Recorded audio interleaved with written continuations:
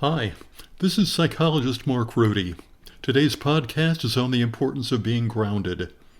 Now let's be clear, because this term has many meanings for many people. For today's discussion, we're not talking about grounding as a parent's way to punish a child, and we're not discussing bad seamanship when a ship runs aground. And I'm not going to talk about grounding in electrical terms, with a direct connection to the earth, like a lightning rod, nor will we discuss grounding as a rule violation in American football. Because I'm a psychologist, today's discussion is on psychological or emotional grounding. It's really important to psychologically have your feet firmly placed on solid ground, that your thinking is calm and can be focused, and that your emotions are absolutely in your control. The simple strategies that follow are likely to enable you to detach from thoughts and feelings that may be uncomfortable. You're likely to want to use grounding exercises if you experience cravings, recall a bad experience, find yourself feeling sad or anxious, or if you just need to distance yourself from something ugly that's happening. First, a few ground rules, or grounding rules, if you will. You may want to do a grounding exercise whenever you feel more negative than positive. You can do them anywhere, anytime. Grounding is different than relaxation exercises, so keep your eyes wide open and be fully aware of your surroundings. It might be useful to rate your discomfort on a 1 to 10 scale before and after a grounding experience, and then remember what exercises work best for you. Be sure to keep yourself in the present and bring yourself back if your mind wanders off to the future or the past. Here are some short grounding exercises, some of which could fit nicely into your daily routine. Take a walk and notice everything that you've missed. What sounds do you hear? What does your clothing feel like as you walk? Do you notice any sound from your shoes on the ground? Is there any wind? What changes do you notice about the intensity of the light around you as your walk progresses? What does the air feel like as it's inhaled and exhaled? Is the air around you warm, cool, or somewhere in between? When you brush your teeth, become hyper-aware of the experience. Focus on the taste of the toothpaste, the feeling of the brush against your teeth, and the feeling that you have in your gums as you brush.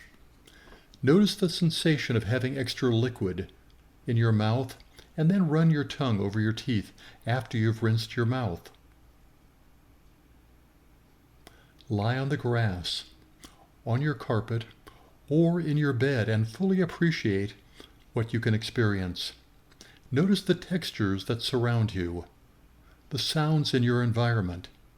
Notice any smells and focus on what you can see in the room. Notice any changes in the lighting as well as in the shadows. Take a bath or a shower that is just slightly warmer or cooler than might be usual for you. First, focus on your feelings as your body touches the tub or your feet touch the shower floor. Notice what the water feels like as your skin interacts with the flow of the water. Notice the sensations in your skin, both in terms of temperature as well as water movement. Look for things you've never noticed in the room. Pick out a scent or two that you're not likely to have ever paid any attention to in the past. When you exit the bath or the shower, be aware of a cooling sensation that you're likely to experience. Notice what your feet feel like as they touch the floor and the feeling of the texture of the bath towel as you dry yourself. Walk around a room, any room, and this time just focus on one sense, touch. Notice and touch a wide variety of objects. Focus on their texture, their weight, their temperature, and their shape. Make a mental list of your favorite things. Perhaps the favorite place you've ever visited. Your favorite color, animal, person, movie, time of day, your favorite school teacher, or the best book you've ever read. You might want to add to your list of favorites.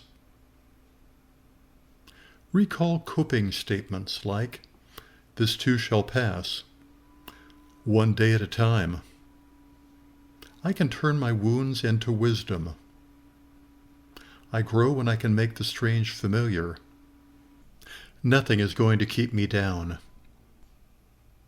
Think about some of your favorite quotations. Recall what Winston Churchill said, "When you're going through hell, keep going." Or T.S. Eliot, who said, "If you aren't in over your head, how do you know how tall you are?"